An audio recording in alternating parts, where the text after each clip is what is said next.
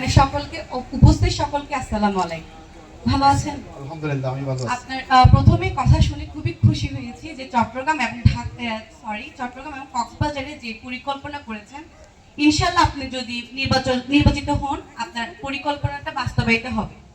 তাছাড়া আমাদের এখানে যে এলাকার মধ্যে যে রোডগুলো রয়েছে গ্রামের, তো প্রতি বছরই সংস্কার করা হয় রোডগুলা, কিন্তু এর পরবর্তী বছর আস্তে আস্তে রোডগুলো কিন্তু আবার ভেঙে যায়। তো সাধারণ জনগণ কিন্তু প্রতি বছরই কষ্ট পায়। তো এটা একটা পার্মানেন্ট সলিউশন দরকার আমাদের সবার জন্য। তো এটার আপনার কি পরিকল্পনা আছে? Thank you. Corruption is the main problem of Bangladesh. করাপশনটাই বাংলাদেশের প্রধান সমস্যা। আর এই কারণেই একটা রোডের জন্য যখন 1 কোটি টাকা বরাদ্দ হয়, সেখানে যখন সিমেন্ট এবং আপনার পাথরের পরিবর্তে এখানে কুয়া দেওয়া হয় এবং দুর্বল ম্যাটেরিয়ালস দিয়ে এই রাস্তাটা নির্মাণ করা হয়, তখন এই রাস্তাটা আপনার লংজিভিটিটা হারাই ফেলে এবং এইটা সাস্টেইন করে না। আমাদের কমিটমেন্ট হলো যে আপনারা যে আন্দোলন করেছিলেন, এই আন্দোলনের মূল প্রতিপাদ্য স্লোগান ছিল we want justice.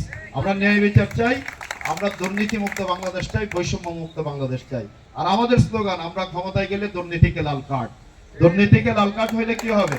দুর্নীতিকে Lal card হইলে 1 কোটি টাকার রাস্তায় 1 কোটি টাকার কাজ হবে।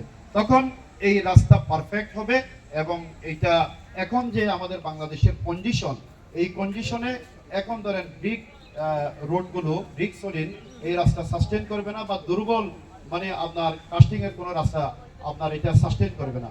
এজন্য আমরা আরসিসি রোড করব, এটা থিকনেস যেন প্রপার থাকে এবং সেখানকার যানবাহনের মানে যে পরিমাণ চলাচল করে এইটা ফিজিবিলিটি স্টাডি করে যেন করা হয়। আমরা এটা এনশিওর করবো ইনশাআল্লাহ, তাতে রাস্তাঘাটগুলো টেকসই হবে। আমরা এটা আপনাদেরকে কমিটমেন্ট দিতে পারি ইনশাআল্লাহ। দুর্নীতিমুক্ত রাষ্ট্র চাইনি আমরা, এছাড়া চেয়েছিলাম হিংসা থাকবে না আমাদের দেশে, কোনো বৈষম্যও থাকবে না। যেমন আওয়ামী লীগ আসলে বিএনপির মানুষের উপর একটা প্রেশার ক্রিয়েট করতো বা অত্যাচারিত হতো, বিএনপি আসলে আওয়ামী লীগের উপর অত্যাচারিত হতো, এইভাবে যে একটা অত্যাচারটা চলমান থাকতো। তো আমরা চেয়েছি এবারে হচ্ছে একটা নতুনত্ব কিছু আসুক, যাতে কোনো নতুন দল আসলে কারোর উপর অত্যাচার না, সমচোখে সবাইকে দেখা হবে, সেটা আশাবাদী আমরা। Thank you very much. আমরা যদি ক্ষমতায় যাই, আমরা বলেছি সরকারি দলের আলাদা কোনো দাপট আপনারা থাকবেন না। এখন তো সরকারি দলের দাপটে বাঁচা যায় না। আপনার এমপি মন্ত্রী বাদ দেন, যিনি এমপি হবেন উনি ঢাকায় থাকবেন। আর ওনার এখানে যে হুমরা আছে, প্রত্যেক ইউনিয়নে এক একটা এজেন্ট তৈরি হয় কয়েকদিন করে, তাই না? এদের দাপটে অত্যাচারে থাকা যায়? আমরা এরকম কোনো এজেন্সি দিব না। আর সেকেন্ড থিং, আমাদের সরকারি দলের যারা, বিরোধী দলের যারা, বাংলাদেশের অন্যান্য বিভিন্ন ধর্মাবলম্বী যারা, সবাই আইনের সঙ্গে বাংলাদেশের নাগরিক, সবাই সেম ফ্যাসিলিটিস ভোগ করবে। আইনের শাসন যখন হবে, সরকারি দলের একজন অপরাধ করার পরে সে যখন কট হবে, তার যখন শাস্তি হবে, তাহলে আপনার এই প্রতিহিংসার রেশিওটা ক্রমান্বয়ে কমে আসবে এবং এটা জিরোতে চলে আসবে ইনশাআল্লাহ।